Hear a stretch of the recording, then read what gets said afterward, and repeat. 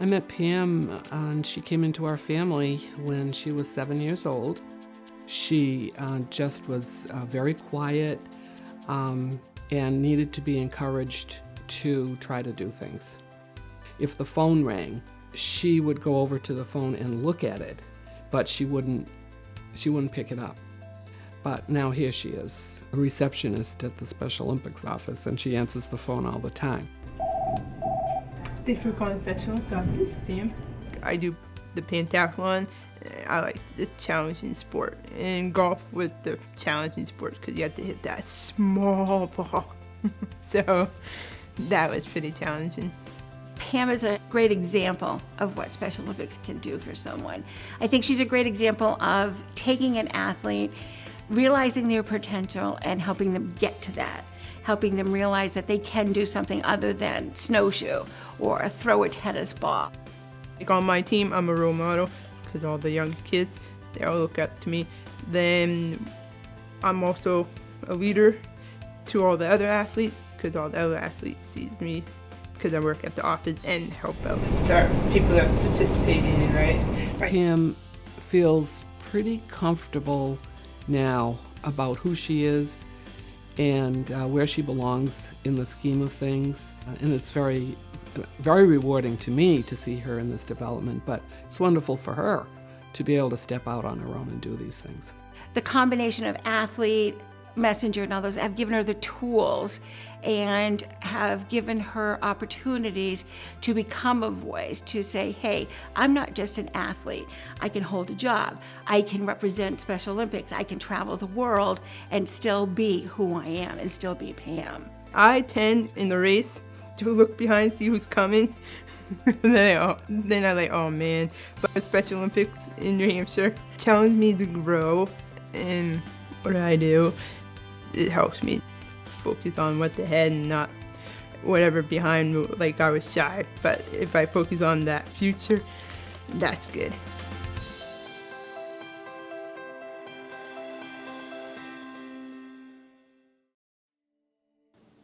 I remember holding Macy in my arms and looking deeply into her eyes and immediately falling in love with this precious soul.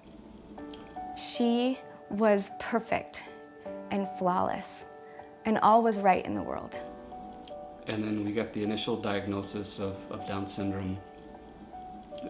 It was a big shock. In the moment, it was initial, hardship, but then the feeling of just knowing that it's still my daughter and you're still gonna love her as much as you can. You're gonna do anything you can for her. We were intimidated and we were scared. We didn't know what to expect. I had always known about Special Olympics. Being a former athlete myself, sports was something that was important to me and something that I could connect with and wrap my arms around. We didn't get Down syndrome, but we did get Special Olympics. I always knew that she'd probably have a place in the Special Olympics and they would provide a place for her to come and participate and play sports and have a place where she would fit in and always truly belong and have friends. It brought us hope in our time of despair, and it really did plant a seed of potential in our moment of helplessness. I remember the first couple times at the Young Athletes program when she started jumping was a big deal, and skipping along. It's just great to see how she's grown. It's connected us with a lot of families. It's seeing success stories of other kids is rewarding to see. We hope that Macy can pursue some of those same goals. We are going to have obstacles, but so far we haven't encountered too many that we couldn't overcome. Special Olympics, especially from the moment Macy was born, just really did provide me with hope that she's going to be fine. And she's going to be able to accomplish her dreams. This is something that it becomes part of your life. We've had lots of conversations with the Special Olympics staff and volunteers about opportunities that are going to be available to her as she grows.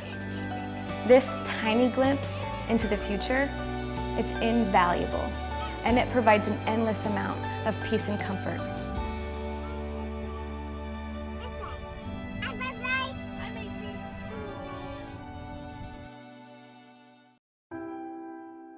Parker was born, they had a hard time figuring out what was wrong at first, but they discovered that he had contracted viral meningitis and encephalitis. And we were not given very good prognosis.